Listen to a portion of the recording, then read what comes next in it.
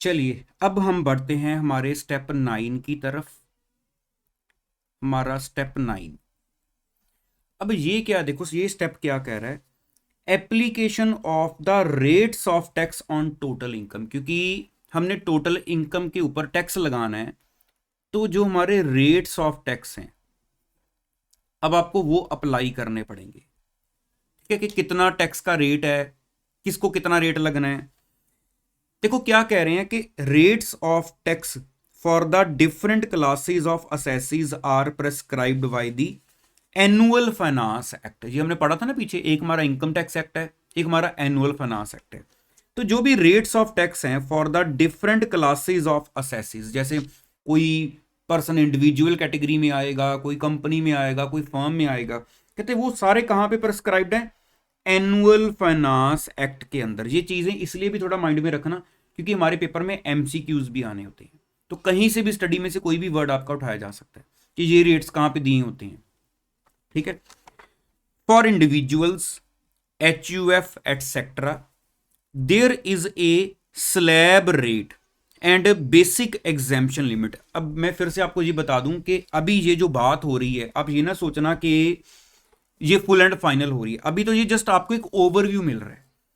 अभी तो in depth ये डिस्कशंस, मतलब इन डिस्कशंस का जो अपना इन इटसेल्फ, इन्हीं डिस्कशन पे बात होनी है, वो भी इसी चैप्टर में फर्स्ट में आगे जाके आनी है। ये जस्ट एक ओवरव्यू चल रहा है, तो इसलिए मैं भी एक लिमिट में चल रहा हूं अभी।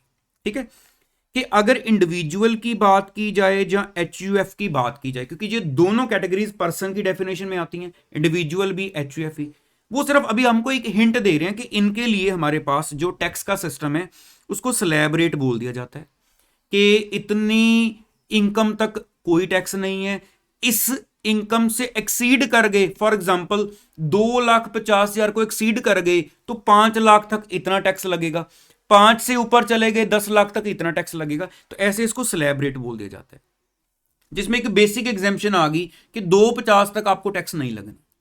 ठीक है, at present the basic exemption limit is ₹2,50,000 for individuals. कि अगर आप इंडिविजुअल की कैटेगरी में हो तो 2,50,000 तक बेसिक एग्जेम्पशन है।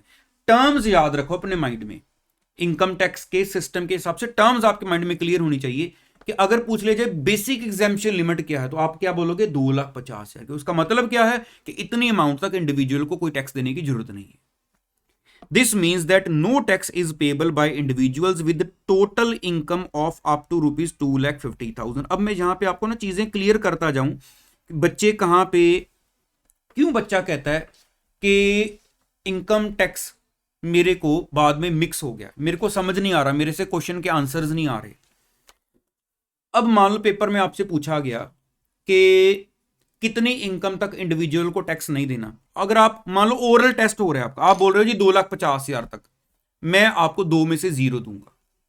अब आप पूछो क्यों, क्यों 0? 2,50,000 क्या total income, gross total income, words क्या है उसके आगे। अगर आप क्लियरली बोलोगे कि अगर आपकी टोटल इनकम 2,50,000 तक है फिर आपको टैक्स नहीं है, फिर 2 में से 2। अगर आप बोलोगे अगर आपकी इनकम 2,50,000 तक है, मेरे को तो क्लियर नहीं हुआ, क्योंकि इनकम ग्रॉस टोटल इनकम भी हो सकती है, टोटल इनकम भी हो सकती है।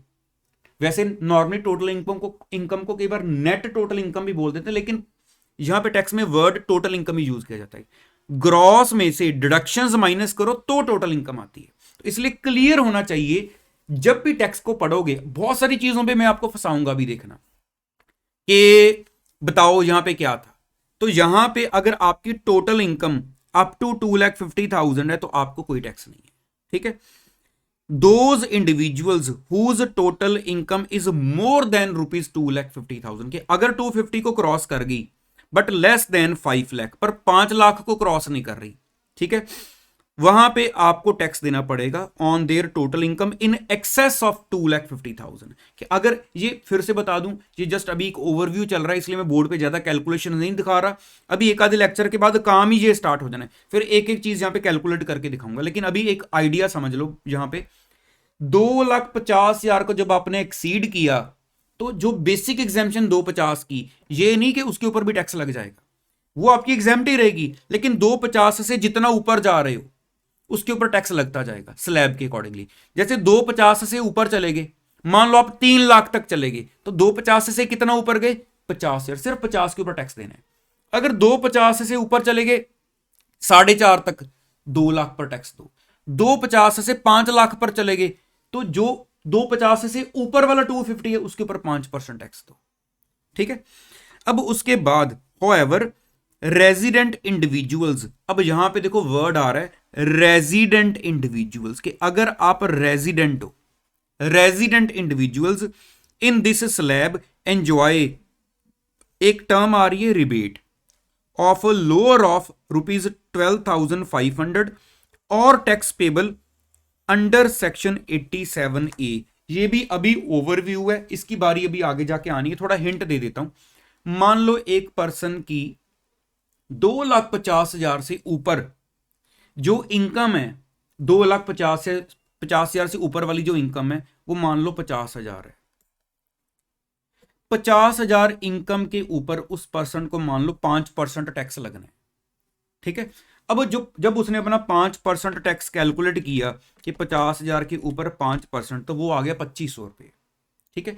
अब यहां पे इनकम टैक्स में एक हमारे पास 87A सेक्शन है जो हमने फर्स्ट चैप्टर में आगे जाके पढ़ना है, रिबेट का, कि अगर आपकी इनकम, अगर आप रेजिडेंट इंडिविजुअल हो, ठीक है, और आपकी जो इनकम है वो 5 लाख के अंदर अंदर है, 5 लाख के अंदर अंदर है, तो आपका जो भी टैक्स बना, जो भी आपका टैक्स बना, जैसे हमारा, अगर मैं यहां पे सिंपल सी बात करूं, मान लो एक बंदे का 2,500 रुपए टैक्स बन रहा है, या एक तरफ 12,500, विच एवर इज लोअर, आपको वो अमाउंट ऑफ टैक्स नहीं पे करना।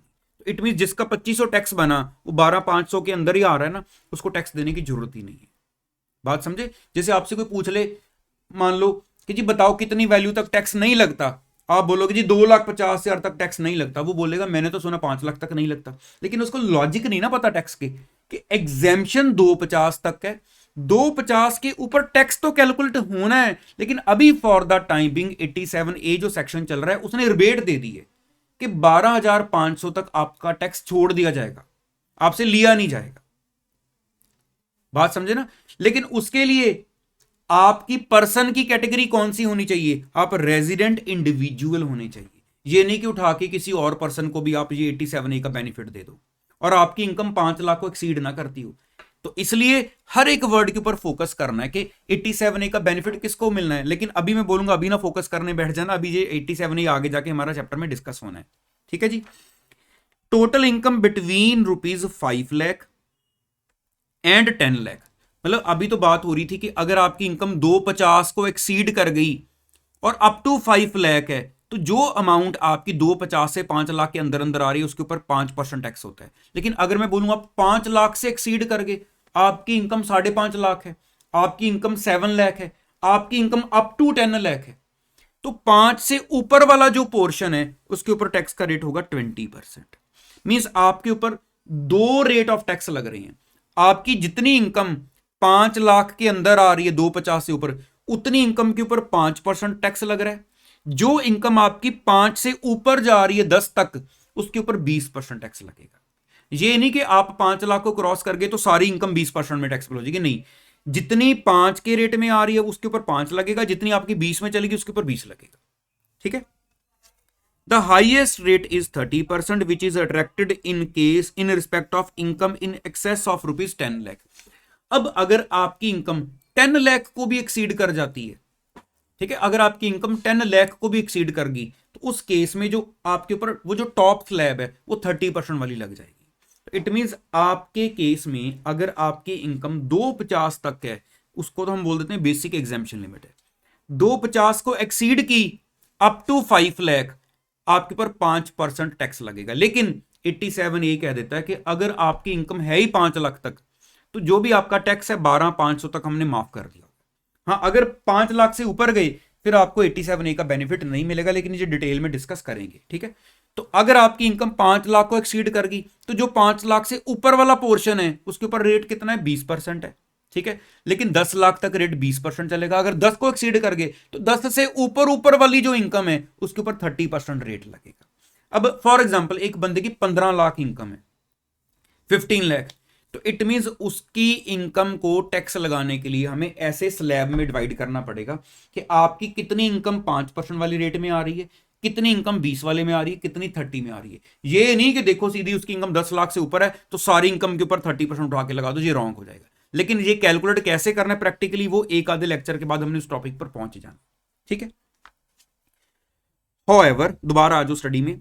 However, सेक्शन 115 BAC, सेक्शन कौन सा है? 115 BAC प्रोवाइड्स एन ऑप्शन, यहां पे ऑप्शन है, for concessional slab rates to individual and HUF subject to certain conditions which have been discussed later on this chapter. के ये जो रेट्स अभी हम बात कर रहे हैं 5%, 20%, 30%, इसके अलावा हमारे पास एक और सिस्टम भी है टैक्स लगाने का, 115 BAC सेक्शन में बताया गया है।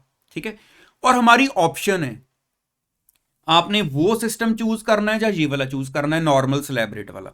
लेकिन आपने जो भी चूज करना है, साथ में देखो यहां पे क्लियरली मेंशन्ड है कि पहली बात तो ये ऑप्शन है, आपकी ऑप्शन है, आपने क्या चूज करना है। ठीक है। उसके बाद हमारे पास कुछ कंडीशंस भी हैं अगर हमने दूसरे में जाना है। लेकिन दूसरा सिस्टम क्या है, उसमें क्या टैक्स के रेट्स है, वो भी हम फर्स्ट इसी लेक्चर में नहीं डिस्कस करेंगे, आगे जाके डिस्कस करेंगे। The tax rates have to be applied on total income to arrive at income tax liability. ये तो हमें अब रट चुका है कि टैक्स टोटल इनकम पर लगता है। फॉर सर्टेन स्पेशल इनकम, अब ये पैरा भी आपके लिए थोड़ा इंपॉर्टेंट है, इसके ऊपर लिख लो इंपॉर्टेंट। क्या कह रहे हैं कि for certain special income, special income वो कौन सी बोल रहे हैं? Like long term capital gains. थोड़ा हिंट देता हूं, अब हेड तो पता चल गए हैं आपको, है ना? हेड के अंदर कैपिटल गेन हेड में जब हम अपनी कैपिटल एसेट को बेचते हैं और उसको बेचने पर हमें जब गेन होता है तो पहली बात तो उसको कैपिटल गेन बोला जाता है। अब वो capital gain long term capital gain है या शॉर्ट टर्म कैपिटल गेन है, ये वर्ड्स का मतलब क्या होगा कि गेन लॉन्ग टर्म है या शॉर्ट टर्म है। उसके लिए ना हमें ये देखना पड़ता है वो जो कैपिटल एसेट आपने बेची है वो आपके हैंड्स में कितनी देर रही थी। कुछ एसेट्स, मान लो मैं ये बोलूं आपको 12 मंथ्स का टाइम क्रॉस कर गई हैं, हम बोलेंगे इनको बेचने पर अगर गेन होगा तो ये लॉन्ग टर्म गेन होगा, अगर पहले बेच दिए तो ये शॉर्ट टर्म होगा।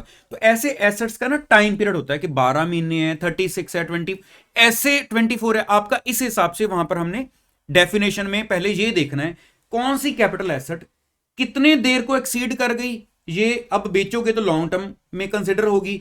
अगर इससे कम टाइम में बेच दी आपने, मान लो मैंने एसेट खरीदी आज, ठीक है, मैंने 15 दिन बाद बेच दी, तो वो ऑब्वियसली हमारी शॉर्ट टर्म में आ जाएगी। तो ऐसे टाइम पीरियड डिफाइंड है। तो इसलिए आपको ऐसे केसेस में कैपिटल गेन में जब लॉन्ग टर्म कैपिटल गेन हो रहा है, अब यहां पे स्पेशल डिस्कशन आ रही थी ना कि फॉर सर्टेन स्पेशल इनकम, उन्होंने एक ही उठाया, कहते मान लो आपको लॉन्ग टर्म कैपिटल गेन हुआ। पहली बात तो ये गेन आपके हेड नंबर 4 में आता है। उसके अलावा मान लो आपको कहीं से कोई लॉटरी इनकम आई है, ये आपके अदर सोर्स हेड का पार्ट होती है। Specified short term capital gains, ये भी आपके कैपिटल वो कैपिटल गेन वाले हेड में आएंगे, etcetera. Slab rates are not applicable, तो इन इनकम्स के ऊपर स्लैब रेट नहीं लगता। जब आपकी हमने ग्रॉस टोटल इनकम कैलकुलेट की, उसके बाद हमने डिडक्शंस दी, फिर हम टोटल इनकम पर आ गए, फिर हमने सीखना शुरू कर दिया, अच्छा टोटल इनकम अगर आपकी 2,50,000 तक है तो नो टैक्स है, 2,50,000 से 5 लाख तक है 5% है, 5 से 10 तक है 20 है, 20 से ऊपर 10 लाख से ऊपर गए तो 30% है। हमने ऐसे सीखा कि इनकम 5 से 10, 10 पर 20%, 10 लाख से ऊपर 30%, ये स्लैब चल रही थी। लेकिन वो जो आपकी टोटल इनकम है, उस टोटल इनकम के अंदर अगर आपके हैंड में कोई लॉन्ग टर्म कैपिटल गेन है, कोई लॉटरी इनकम है, या आपके पास ये specified short term capital gain है, ये तो जस्ट एक आपको ओवरव्यू मिल रहा है, तो आपको वो इनकम्स अलग करनी पड़ती हैं कि उनके ऊपर स्लैब रेट नहीं लगता, उनके ऊपर अलग से रेट्स प्रेस्क्राइब्ड है कि लॉन्ग टर्म के ऊपर आप ये 20% टैक्स लगाओ, ठीक है, लॉटरी के ऊपर ये आप 30% टैक्स लगाओ सीधा फ्लैट। तो इसलिए यहां पर हमें जब टोटल इनकम कैलकुलेट करने के बाद जब टैक्स लगाना है तो हमें ये सारा सीखना पड़ता है कि अभी तो बेसिक्स चल रहे हैं कि स्लैब रेट है, लेकिन जब मिक्स इनकम आ जाती है सारी, अब मान लो फॉर एग्जांपल अगर मैं बात करूं, मैं एक एम्प्लॉई हूं, मैं जॉब करता हूं, मेरे को सैलरी इनकम आ रही है, इसके अलावा मेरे को सिर्फ इंटरेस्ट से इनकम है, इसके अलावा मेरी कोई और इनकम है ही नहीं। इट मींस मेरी प्रीवियस ईयर में इनकम दो ही हेड्स में काउंट होनी है, एक मेरे को इंटरेस्ट इनकम आ गई अदर सोर्स में, एक मेरे को सैलरी की इनकम आ गई, दो इनकम्स आ गई मेरी। अब मेरी टोटल इनकम जो है पहले ग्रॉस बनेगी, फिर डिडक्शंस माइनस करके टोटल इनकम बन जाएगी। तो मेरी टोटल इनकम में हेड ही दो आए हैं, सैलरी और अदर सोर्स, तो मेरी टोटल इनकम को सीधा स्लैब रेट में ले जाओ। लेकिन अगर मैं बोलूं मेरी टोटल इनकम में कहीं ना कहीं कैपिटल गेन भी आ गया, ठीक है, अदर सोर्स के अंदर कहीं ना कहीं लॉटरी भी आ गई, फिर मुझे देखना पड़ेगा अब जो टोटल इनकम है वो सीधा स्लैब में नहीं जाएगी, उसमें कुछ पार्ट इनकम का उसके लिए अलग रेट्स हैं, बाकी के ऊपर स्लैब लगे। ठीक है, लो जी, अब हमारे पास दीज इनकम, ये पैरा पूरा पढ़ो, these incomes are taxable at special rates of taxation. अब ये लाइन इंपॉर्टेंट है लास्ट आपकी, वेरी इंपॉर्टेंट, इसके ऊपर एमसीक्यू आएगा तो ये वही बच्चा सॉल्व करेगा जिसने स्टडी की एक एक लाइन को पढ़ा है। While slab rates are given in annual finance act, हमने पीछे पढ़ा स्टार्टिंग में है ना अभी आज ही, कि जो स्लैब रेट्स हैं वो फाइनेंस एक्ट में दिए होते हैं। Special rates are contained in the income tax act itself, हमारा इनकम टैक्स एक्ट कौन सा है, 1961 है ना। तो स्लैब रेट्स फाइनेंस एक्ट में होते हैं, जो ये स्पेशल रेट्स हैं ये कहां पे है, इनकम टैक्स एक्ट में है। ठीक है जी, चलो, इसलिए लास्ट लाइन को इंपॉर्टेंट मार्क कर लेना। तो अब इसके बाद आ जाओ, हमारा स्टेप नंबर 9 भी हमें पता चल गया कि हाँ टैक्स लगना है, लेकिन यहां पे आपको इतना आइडिया लग गया होगा कि टैक्स, टोटल इनकम आने के बाद जब टैक्स लगना है तो उसमें भी बहुत ध्यान रखना पड़ेगा कि स्लैब रेट लग रहा है, स्पेशल रेट्स ऑफ टैक्स हैं क्या है, ये सारा देखना पड़ता है। तो ये अब आप समझ सकते हो कि टैक्स में हमने कितना कुछ सीखना है आगे चल के। ठीक है, स्टेप 10, लेकिन इतना बता दूं जितनी अभी डिस्कशन हो रही है ये सब हमने इंटर में सीखना है, ये ना सोचना कि कुछ फाइनल के लिए भी छोड़ दो, फाइनल के लिए और बहुत कुछ है। ठीक है, ये सब इंटर का पार्ट चल रहा है। स्टेप 10 पे आ जाओ, सरचार्ज,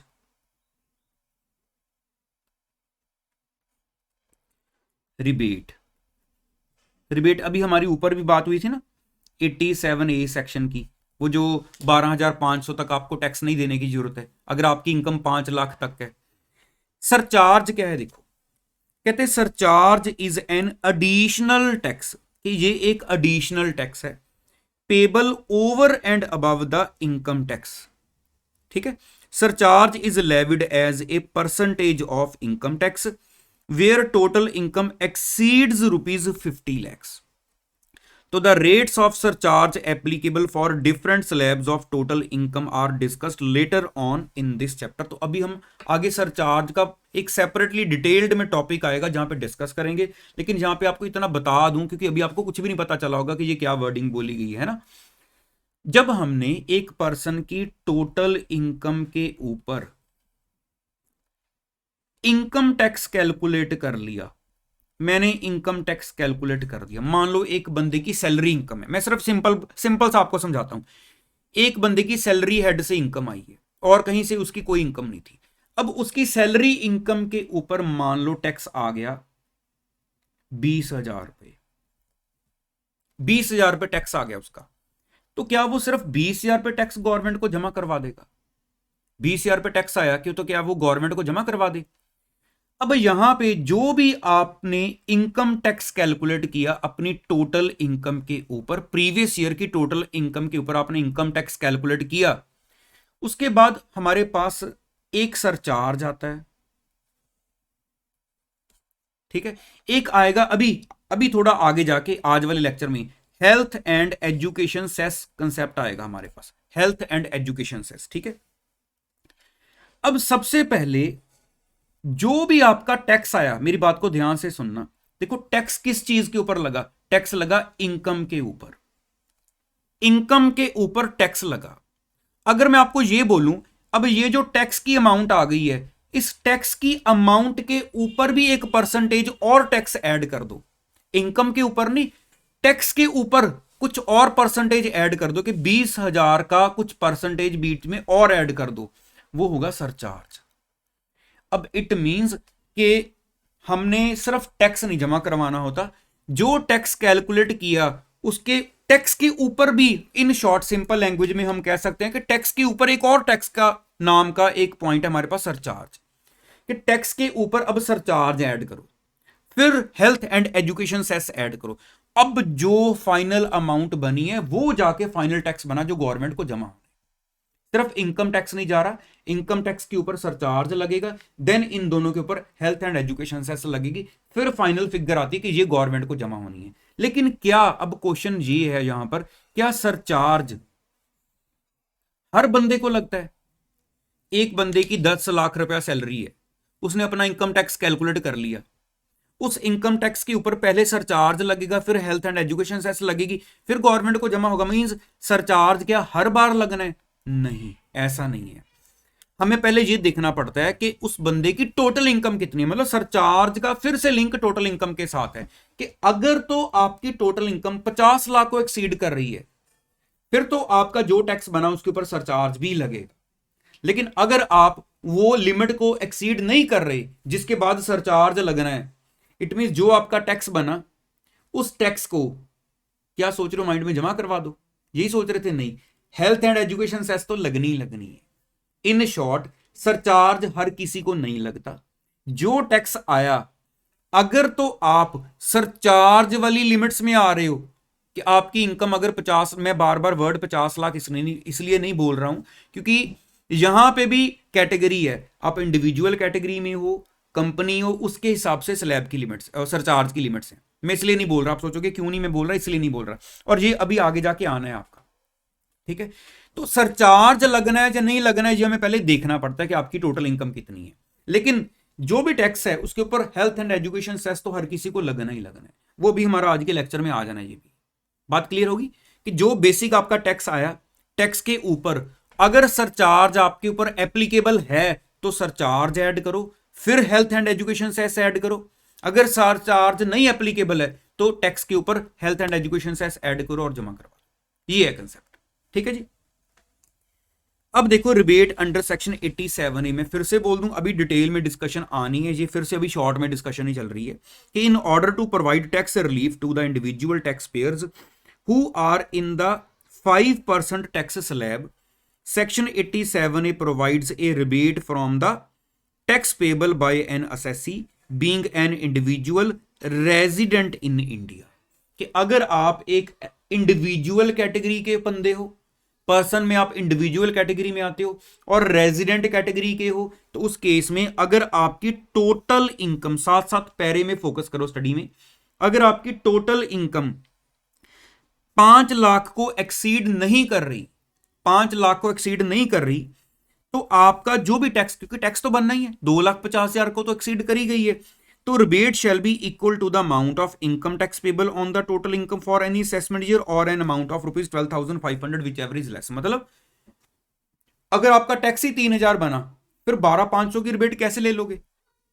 12,500 की रिबेट कैसे ले लोगे, है ना।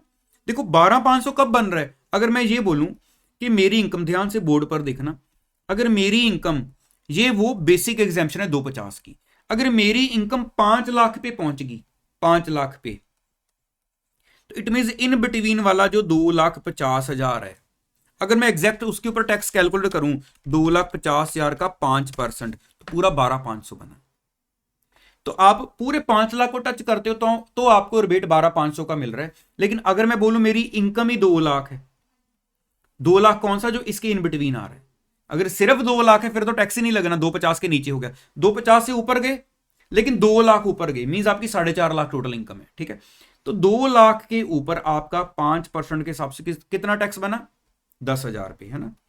तो आपका 10,000 टैक्स वैसे ही माफ हो जाना है क्योंकि आपको रिबेट मिल जानी है 87A की, अगर आप इंडिविजुअल हो और रेजिडेंट ऑफ इंडिया हो, ठीक है जी। चलो अब नेक्स्ट क्या आ रहा है हमारे पास, step number 11। Step number 11,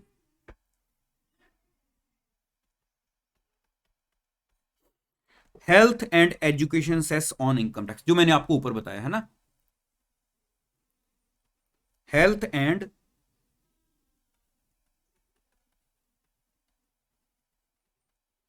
education cess. ये वैसे तो मैंने आपको ऊपर बता दिया है कि जो भी आपका टोटल इनकम के ऊपर टैक्स आएगा, उस टैक्स के ऊपर पहले देखा जाएगा कि आपके ऊपर सरचार्ज लगना है या नहीं लगना है, वो देखा जाएगा। ठीक है, वो मैं आपको सिखाऊंगा अभी। लेकिन हेल्थ एंड एजुकेशन सेस तो हर किसी को लगना ही है कि जो भी टैक्स आया, अगर सरचार्ज लगना है तो पहले सरचार्ज ऐड करो, फिर health and education cess add करो। अगर सरचार्ज नहीं लगना तो सीधा टैक्स के ऊपर health and education cess add करो और जमा करवा दो। तो क्या लिखा हुआ है कि income tax as increased by the surcharge, वो डिपेंड करेगा कि सरचार्ज है तो पहले सरचार्ज ऐड करो, और as reduced by the rebate under section 87A if applicable is to be further increased by an additional surcharge called health and education cess on income tax at 4%। यहां पे ना आपको जो हेल्थ एंड एजुकेशन सेस है वो यहीं पर ये रेट अपने माइंड में याद कर लो कि जो हमारे पास हेल्थ एंड एजुकेशन सेस का जो रेट है वो 4% होता है।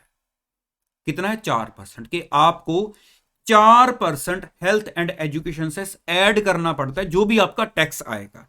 लेकिन ये पूरी कैलकुलेशंस आपकी अभी एक आधे लेक्चर के या 2 लेक्चर के बाद ये पूरी कैलकुलेशंस प्रैक्टिकली आ जानी है। मैं आपको कैलकुलेट कर करके दिखाऊंगा कि कैसे इनकम आई, कब सरचार्ज लगा, कब नहीं लगा, अगर लगा तो कितने परसेंट लगा, फिर वो कैसे ऐड किया गया, फिर सबके ऊपर हेल्थ एंड एजुकेशन सेस कैसे 4% का लगाया गया। क्योंकि अभी सरचार्ज का क्या रेट है वो तो मैंने आपको बताया ही नहीं है ना। लेकिन हेल्थ एंड एजुकेशन सेस याद कर लो, ये फिक्स है 4%।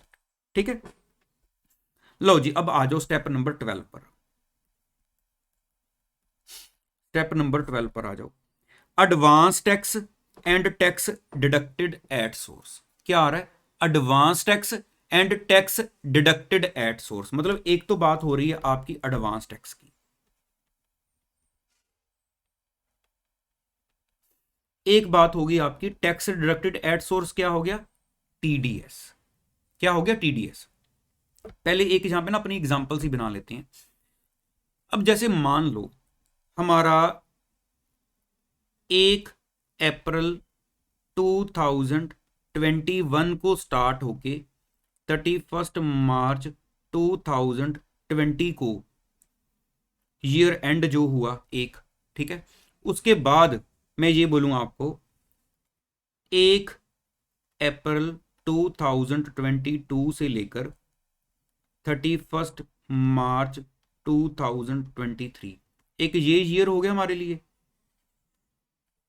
अगर मैं इससे भी आगे बात करूं 1 अप्रैल 2023 से लेकर 31 मार्च 2024, अगर मैं आपसे ये पूछूं कि इस साल में, अगर मैं इसको प्रीवियस ईयर मानता हूं कि ये हमारा प्रीवियस ईयर है, इस साल की इनकम का जो भी मैंने इनकम टैक्स को रिकॉर्ड भेजना है अपना रिटर्न्स वगैरह फाइल करके, तो इस असेसमेंट ईयर में दूंगा क्योंकि असेसमेंट ईयर में सारा हिसाब किताब होता है। अगर मैं ये बोलूं कि ये प्रीवियस ईयर है तो इसका असेसमेंट ईयर कौन सा होगा? ये वाला। इतना तो बेसिक बेसिक आपको आइडिया है ना, डिटेल में आना है अभी ये भी डेफिनेशन में कि प्रीवियस ईयर असेसमेंट ईयर क्या होता है, लेकिन बेसिक बेसिक आइडिया है ना फर्स्ट लेक्चर का। ये पिछले साल की इनकम के ऊपर हम शॉर्ट में बोल देते हैं कि टैक्स अगले साल में दिया जाता है। लेकिन अगर मैं आपको ये बोलूं जब ये साल चला, मींस जब 1 अप्रैल 2021 को साल स्टार्ट हुआ होगा, इस साल को खत्म होगा, जब मैं ये बोलूं कि जब ये साल स्टार्ट होना है और यहां पे जाके खत्म होना है, तो इस साल के अंदर जो मैं इनकम अर्न कर रहा हूं, ध्यान से बोर्ड पर फोकस करो, इस साल के अंदर जो भी इनकम मैं अर्न करूंगा, ये मेरी सारी ग्रीन कलर की इनकम आ रही है, क्या इस सारी इनकम के ऊपर इनकम टैक्स वालों को जो मैंने टैक्स देना है वो मैं यहीं पे जाके दूंगा अगले साल में असेसमेंट ईयर में? इससे पहले मैंने कोई टैक्स नहीं देना। अब मान लो इस साल में, इस ईयर के अंदर मेरे को कहीं से सैलरी आ रही है और मेरी सैलरी है सपोज कर लो 1 महीने की 2 लाख रुपए,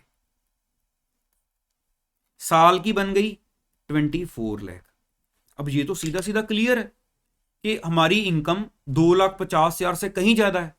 2,50,000 टोटल इनकम अगर आपकी एक साल में इंडिविजुअल के केस में 2,50,000 को एक्सीड करती है तो आपको टैक्स लगना स्टार्ट हो जाएगा।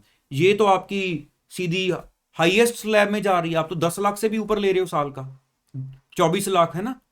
तो इसलिए मेरे को तो पता ही है मेरे को टैक्स लगना है, तो इसलिए जब हम टीडीएस चैप्टर में पहुंचेंगे, टीडीएस वाले चैप्टर में, उसी चैप्टर में आपका एडवांस टैक्स, एक टैक्स कलेक्टेड एट सोर्स भी टर्म होती है। देखो एक हम टर्म कहते हैं टीडीएस, एक टीसीएस भी होती है, टैक्स कलेक्टेड एट सोर्स, एक एडवांस टैक्स भी होती है। ये सब कुछ हमने उस चैप्टर में जाकर डिस्कस करना है डिटेल में।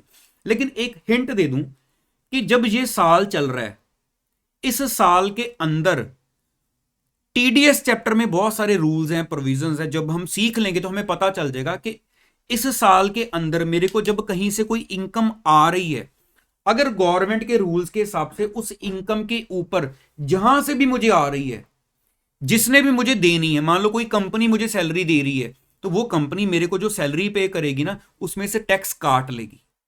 बात समझे कि अगर मेरे को महीने का 2 लाख रुपया सैलरी मिलनी है ना, तो उसमें से जो मेरा रेलिवेंट टैक्स है, अब आप ये क्वेश्चन अभी ना सोचना कि कितना टैक्स कटेगा, ये कैसे कैलकुलेट होता है, ये सब टीडीएस चैप्टर सिखाएगा।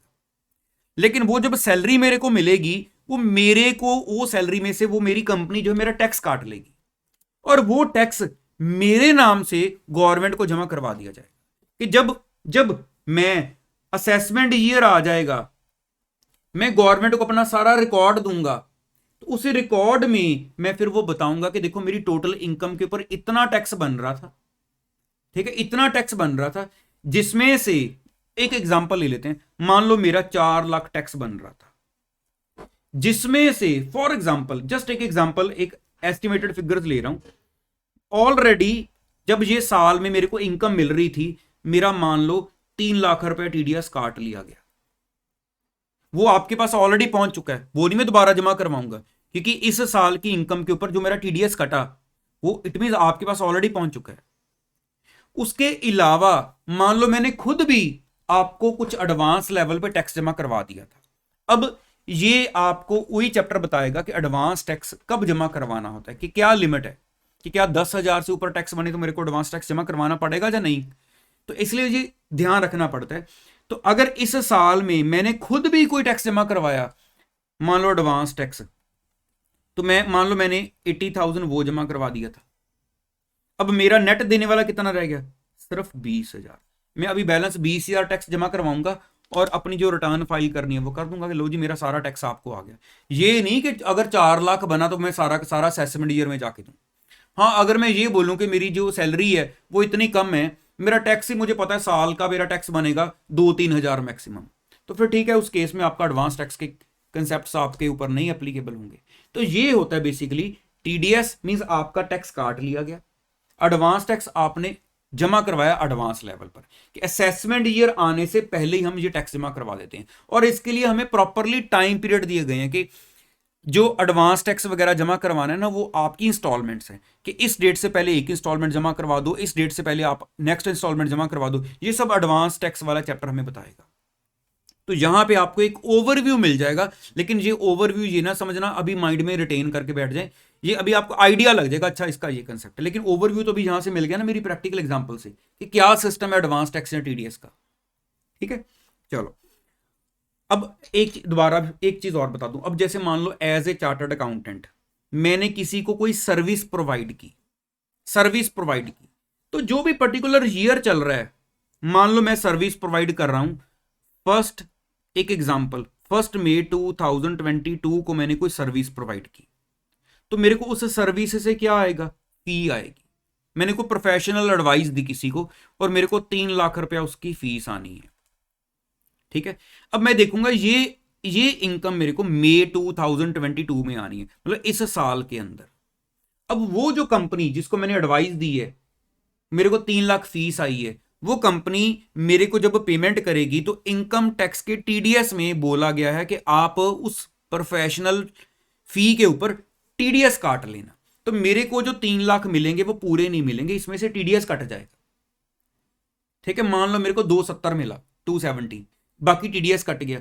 अब वो जो टीडीएस कटा, वो जब मेरा असेसमेंट ईयर आएगा, मैं वहां पे जाके फिर इनकम टैक्स में वो एडजस्ट करूंगा कि मेरी टोटल इनकम तो जो फीस से थी वो 3 लाख थी, 3 लाख के ऊपर इतना टैक्स बन रहा था, लेकिन ये टीडीएस उस वक्त काट लिया गया, बैलेंस मैं जमा करवा रहा हूं।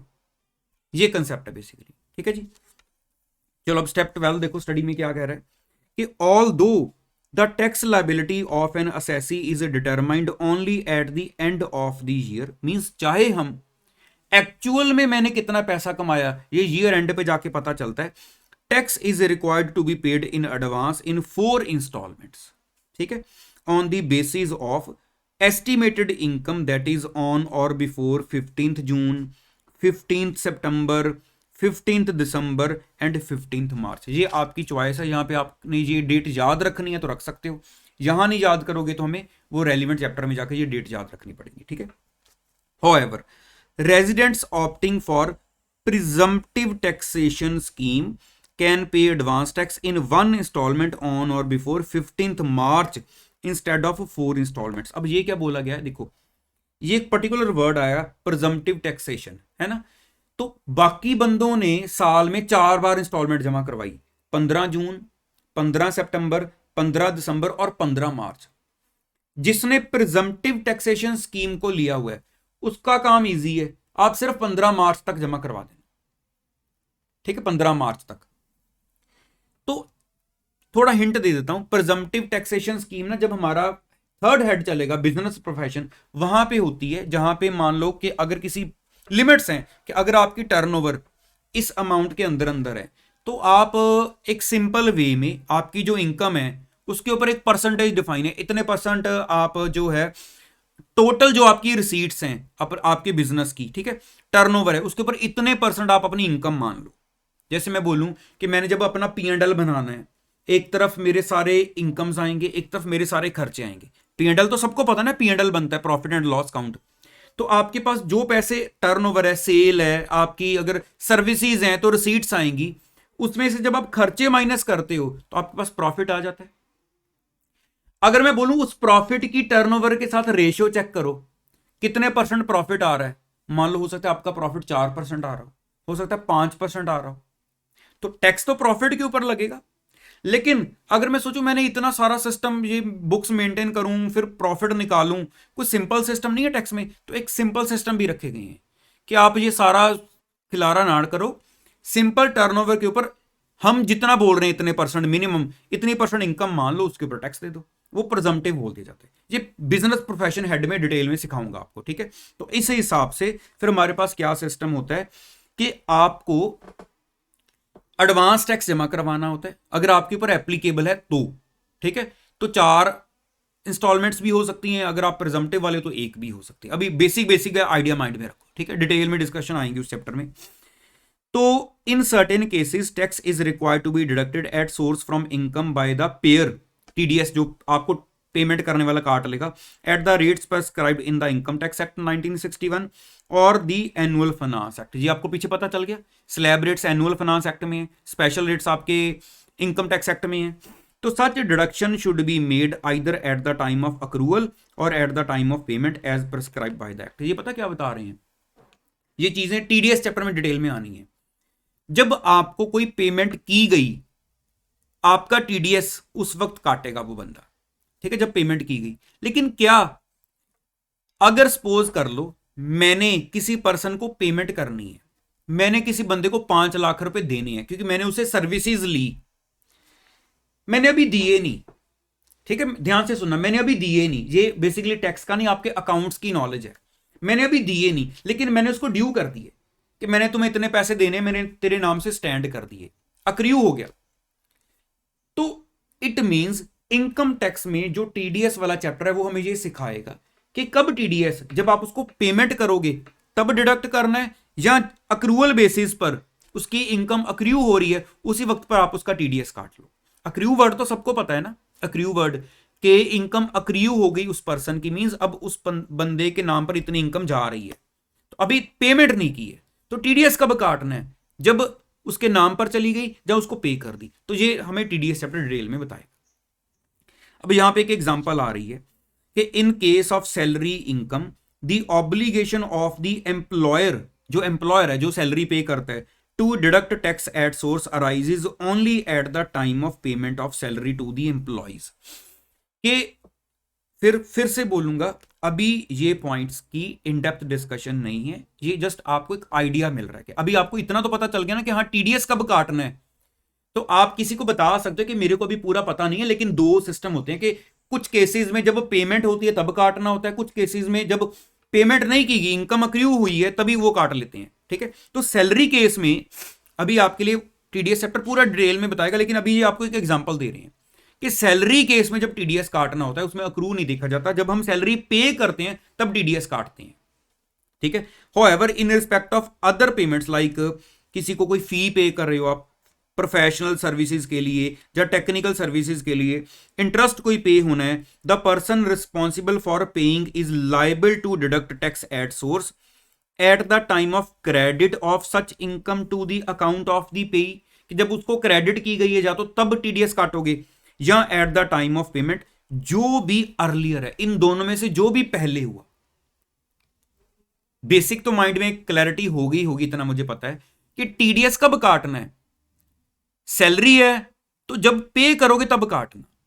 ठीक है, लेकिन कुछ और इनकम्स हैं, जैसे फी पे कर रहे हो किसी को, प्रोफेशनल टेक्निकल सर्विस के लिए इंटरेस्ट दे रहे हो, तो अब देखो आप उसको, उस इनकम को, उस बंदे को जब क्रेडिट कर रहे हो उसके नाम से या उसको पे कर रहे हो, विच एवर इज अर्लियर, जो भी अर्लियर हो रहा है।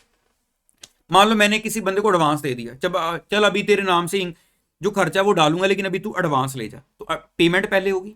ये बेसिकली बात है। ठीक है, तो such tax deducted at source has to be remitted to the credit of the central government through any branch of the RBI, SBI or any authorised bank within the statutory due dates. लेकिन ये discussions हमारी chapter 9 में detail में जाके आनी है कि advance tax, TDS और हमारा टैक्स कलेक्शन एट सोर्स, कि जिस बंदे का टीडीएस काटोगे, अब उस बंदे के जो पैन कार्ड होता है ना, पैन से उस बंदे के नाम से उसकी सारी डिटेल्स देकर हमें गवर्नमेंट के पास जमा करवाना पड़ता है। तो पहले तो बैंक में जमा होता है, फिर उसकी रिटर्न फाइल होती है कि ये टीडीएस किस किस बंदे का आपने जमा करवाया बैंक में, जो गवर्नमेंट के नाम से जमा हुआ। ठीक है, चलो अब आते हैं हमारे पास नेक्स्ट स्टेप 13 पर। ठीक है, तो स्टेप 13 क्या कह रहा है, देखो आपके पास नेक्स्ट